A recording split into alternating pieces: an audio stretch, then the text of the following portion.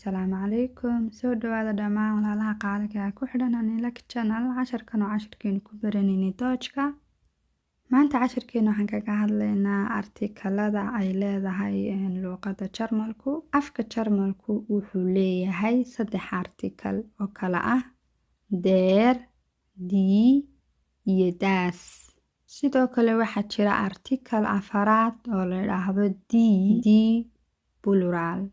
Isagana artikalkaas waa ka ugu fudud waayo waxaad u adeegsanaysaa dhammaan wixii jamac ah, wixii halka badan ayaad u adeegsanaysaa die. Der waa masculine iyadu oo waxaad u adeegsanaysaa dhammaan wixii lab ah. Die waa feminine iyadana waxaad u adeegsanaysaa dhammaan wixii dhadig ah. Das waa neutral iyadu waa dhexdhexaad. Afka Jarmalka 34% waa masculine waxa weeyaan lab der ay qaataan. 46% waa feminine waa dhadig oo waxay qaataan die. 20% waa neutral oo waxay qaataan das. Haddaba maanta casharkeenan waxaan ku qaadanaynaa si aan inoogu dheeraanin fiidiyogu artikalka der ayaynu ku dhigaynaa oo aynu ku sharaxaynaa.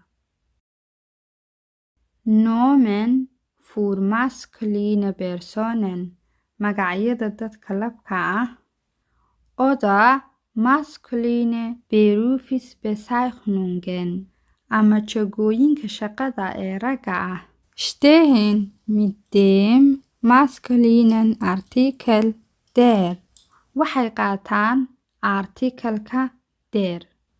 Wixii magac ah ee lab ah iyo wixii shaqooyin ee labku qabanayo waxay qaataan artikalka der.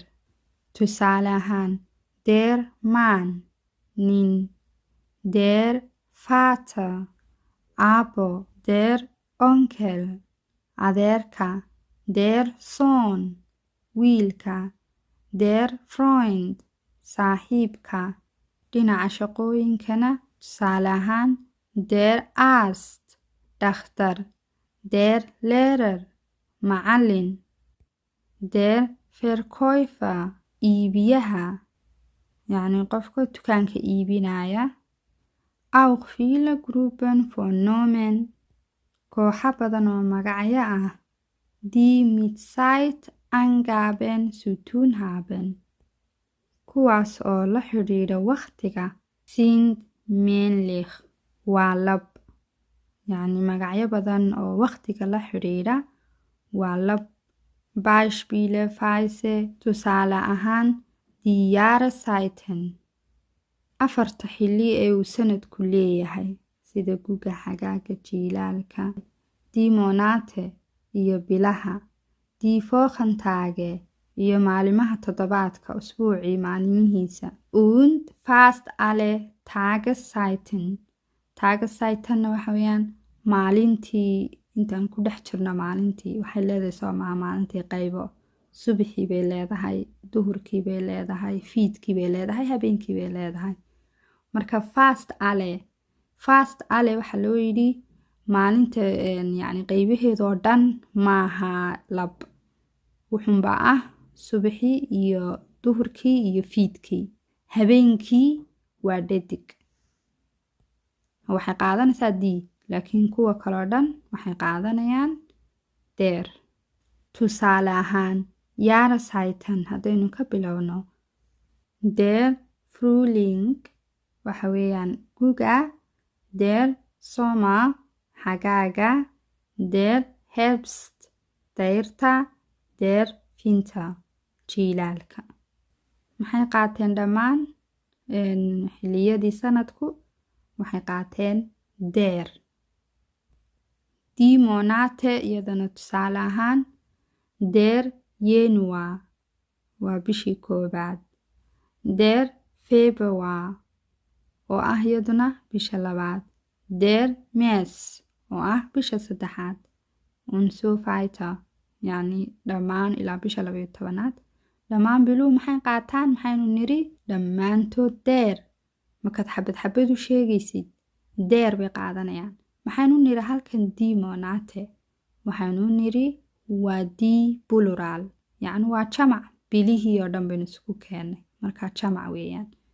laakiin maxay qaataan biluhu mid mid markaad u akhriyaysid waxay qaadanayaan der. Die Wochentage haddii aynu iyadana akhrino, tusaale ahaan der Montag, Isniin, der Dienstag, Salaasa ama Talaato kolba saa u garanaysid, der Mittwoch, Arbaco ama Arbaca kolba saa u garanaysid, der Donnerstag, Khamiis, der Freitag, Jimce, der Samstag, Sabti, der Sonntag, Axad. maxay qaateen iyaguna der. maalimaha usbuuci maxaynu niri iyagu waa lab oo waxay qaadanayaan der, waa masculine. Tageszeiten haddii aynu iyadana tusaale keenno, Tageszeiten waxa weeyaan maalintii xiliyadeeda. Der Morgen, der Morgen waa subaxii ama aroortii. Der Mittag, der Mittag waa duhurkii ama yacni xilliga qadada duhurkii. Der Abend iyadna waa fiidkii, der Abend fiidkii. xiliyadan Tageszeitenka waxa ka hadhaya oo isagu noqonayo dhadig Nacht. maxaan leenahay die Nacht, marka habeenkii ayaa kasoo hadhaya oo isagu waxa weeyaan dhadig. waxaa la odhanayaa die Nacht, die Nacht ayaa la odhanayaa. der Nacht lama odhanayo oo lab maaha, laakiin der Morgen, der Mittag, der Abend, die Nacht ayaynu kasoo reebeynaa. haddana waxaynu baranaynaa magacyo gaadiidka ka yimi, yacni gaadiidka gaadhi hadduu yahay ama tareen hadduu yahay, yacni gaadiidka magacyo ka yimi oo iyakuna lab ah. Zum Beispiel tusaale ahaan die Automarken, sumadaha baabuurta, yacni maarkooyinka, magacyada baabuurta. Oder Abkürzungen der Namen von Zügen, ama magacyada lasoo gaabiyey ee tareemada, yacni maarkooyinka ama sumadaha gawaadhida ama magacyada lasoo gaagaabiyey ee tareemada waxay iyaguna yihiin lab. tusaale der Mercedes, der BMW ama BMW English ahaan, laakiin Dutch waxaa loo akhriyaa BMW, der BMW.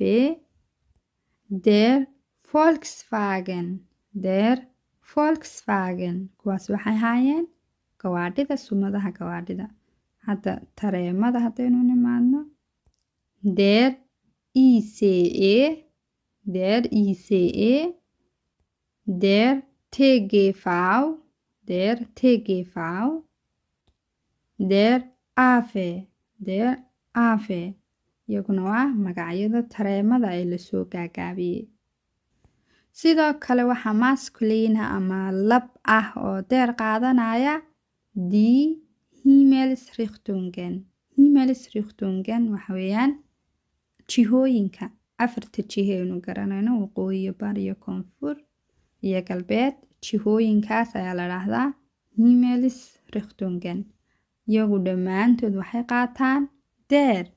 tusaale ahaan der Westen, der Westen galbeed, der Süden, der Süden koonfur, der Osten, der Osten bari, der Norden, der Norden waqooyi. Auch viele Wetterphänomene sind masculine. sidoo kale dhacdooyin badan oo cimilada ah waa lab. tusaale ahaan der Regen, der Regen roob, der Schnee, der Schnee baraf markuu soo da-ayo barafku, Der Sonnenschein.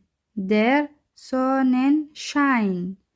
markay cadceedu yacni cadceedi jirto cadceedu markay jirto cadceeda laftirkeeda iyada looma adeegsanayo der oo maaha masculine waxa weeyaan feminine laakiin markaad leedahay cadceed ayaa yacni dhacaysa cadceed baa jirta der Sonnenschein.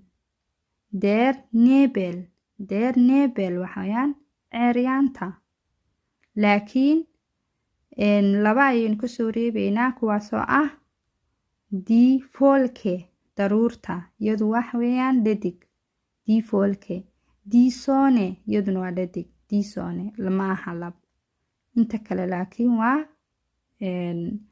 lab weeyaan der Regen der Schnee der Sonnenschein der Nebel. Die meisten Nomen mit er am Ende sind maskulin. inta badan magacyada ku dhammaanaya er waa lab. Wenn sie von einem Verb kommen waa haddii ay ka yimaadeen fal. magacyada er ku dhammaada hadday ka yimaadeen ficil ama fal ay ka yimaadeen waa masculine oo der bay qaadanayaan. tusaale ahaan der Arbeiter ama der Lehrer er baa u dambeysa.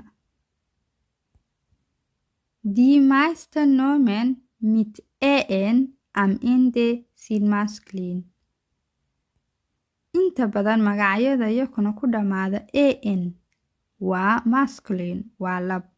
tusaale ahaan der Kuchen der Samen. Kuchen waa keega samenna waa iniinta ama midhaha yaryar. Masculinum labka. Endung ku dhammaada dhammaan kelmadaha ku dhammaada indungkoogu uu yahay sidan ich ismus link. Beispiel tusaale ahaan ich der Teppich der Stich der Strich.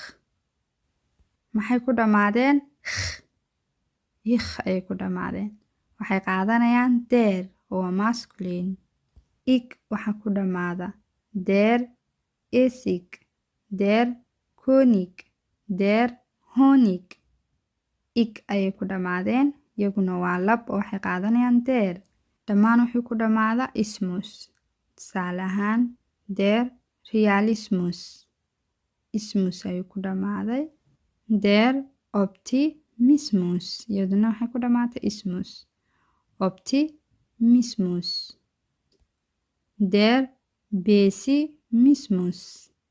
Pessimismus iyaduna waxay ku dhammaatay ismus. maxay qaateen der ismus wixii ku dhammaada. link wixii ku dhammaada iyaguna waxay qaadanayaan der oo waa lab. der Lehrling der Frühling der Zwilling iyaguna maxay ku dhammaadeen link waxay qaadanayaan der. dhammaan kelmadahana ku dhammaada der ay qaadanayaan waa lab. tusaale der Praktikant ant ayaa u dambeysa Praktikant. der Aktionär er ayaa u dambeysa a oo umlaawa iyo er. der Aktionär. der Gymnasiast ast baa u dambeysa iyadana. der Ingenieur eur baa u dambeysa oe. der Ingenieur. der Likör waxaa u dambeysa iyadana ur. der Student ent baa u dambeysa. der Offizier iyadna waxaa u dambeysa eer. der Mechaniker eker ayaa u dambeysa eker ikel ayaa u dambeysa. Der optimist. Der optimist. Ist ayaa u dambeysa. ist ist. Der optimist. Der motor. Der motor. or baa u dambeysa iyadana. Dhammaan maxay yihiin lab oo deer ayay qaadanayaan. Hadda waxaan rajeynaya inaad fahanteen oo mar dambe aanu idin dhibi doonin masculine labka waxyaalihii qaadanayay labka inaad fahanteen wax walba ood lab siinaysaan yacni aad artikalka deer u adeegsanaysaan. insha Allah halkan baynu ku joojinaynaa maadaama uu cashirku dheer yahay. cashirkeena xiga waxaynu qaadanaynaa femini waxyaalaha dhadiga ah artikalka dhadiga si aanu kuugu adkaanin waxaad siinayso insha Allah. waa inoo cashar dambe cusub. wassalaamu calaykum.